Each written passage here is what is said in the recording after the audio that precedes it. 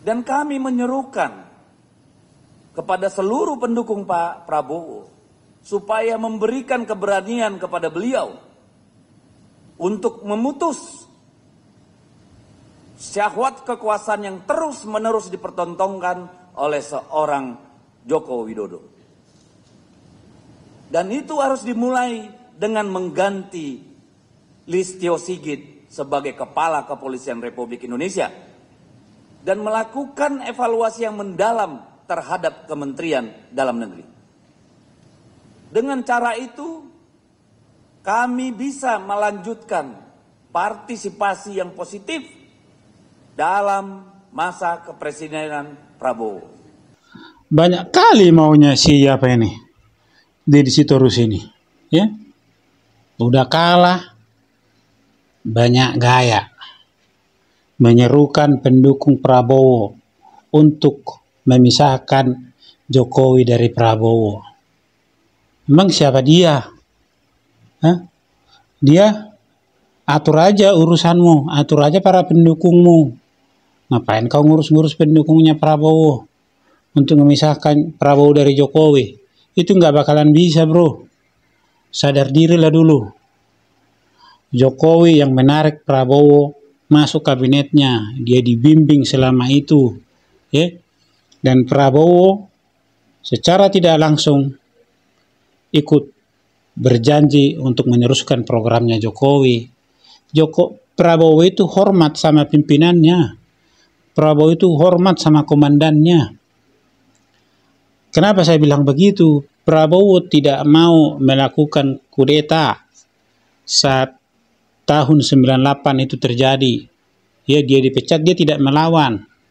Ya, padahal dia punya pasukan. Dia tunduk sama perintah atasannya. Ya, Prabowo itu adalah contoh orang yang tunduk sama atasan, sama pimpinannya. Ya, dan sekarang Prabowo itu adalah Prabowo itu adalah binaan dari Jokowi dan berhasil menjadi Presiden Republik Indonesia yang ke-8. Tidak bisa, kawan, kau pisahkan Jokowi dari Prabowo. Saya tahu ketakutanmu. Ada agenda terbalik, ada agenda terselubung di balik kata-katamu. Ya, sok mengatur pendukungnya Prabowo. Ya.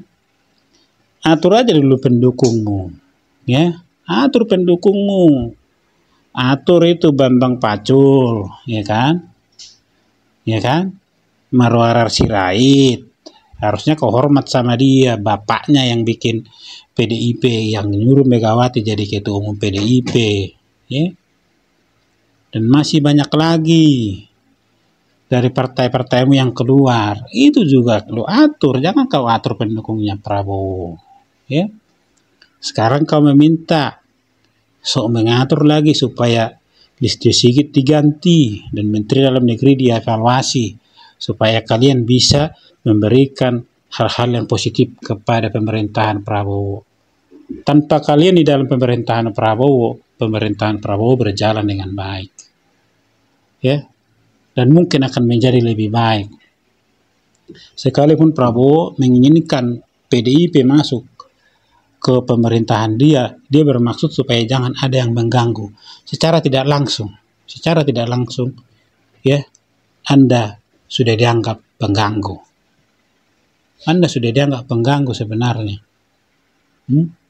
Nah, sekarang dengan gaya Anda seperti itu, banyak maunya, sudah jelas-jelas, ya, bahwa ada agenda terselubung di balik pendapat Anda, di balik keinginan kalian itu. Jadi kalau kalian di luar pemerintahan tidak bisa memberikan hal-hal yang positif. Kalau di dalam pemerintahan jadi bisa hal-hal yang positif. Itu artinya kan Anda cari menang-menangan. Anda cari menang sendiri. Ya. Kalian ketakutan. Karena apa? Karena di partai Anda banyak yang korupsi, banyak koruptor di partai Anda. Ya. Banyak. Nah, jadi ketika Anda berada di luar pemerintahan, kalian ketakutan bahwa kalian menjadi sasaran utama pemberantasan korupsi. Belum jadi, belum apa-apa kan sudah dipanggil sekjen. Soal Harun Masiku, teriak-teriak ketua umum. Saya presiden kelima katanya. Semua orang tahu dia presiden kelima, tapi bukan rakyat yang memilih dia jadi presiden. Itu juga harus Anda tahu. Jadi nggak usah teriak-teriak presiden kelima. Ya, itu pilihanmu itu, presiden kelima. Pilihan Amin Rais itu. Ya, jadi nggak usah teriak-teriak lah. Kalau mau membangun bangsa ini, nggak usah sok-sok mengatakan seperti itu. Ya di luar. Kalau memberikan positif tidak harus di dalam. Ya kan? Jadi kalau kalian dijunjung, ditarik ke dalam jadi hal positif, kalau di luar jadi hal negatif, berarti itu artinya mau-maunya Anda ingin mengatur pemerintahan yang menang. Ya, ingat kawan ya, 10 tahun pemerintahan Jokowi, Anda adalah dalam lingkungan penguasa. Jokowi kalian rendahkan, semua orang tahu itu. Ya, Jokowi keluar. Jokowi, apapun ceritanya, Jokowi tidak akan mungkin masuk PDIP. Sekalipun kalian junjung-junjung dia. Seandainya. Kenapa? Jokowi presiden 2 periode. Ketua umum Anda 1 periode pun kagak. Dipilih juga enggak. Masa Jokowi mau dipimpin orang seperti itu? Ya kan?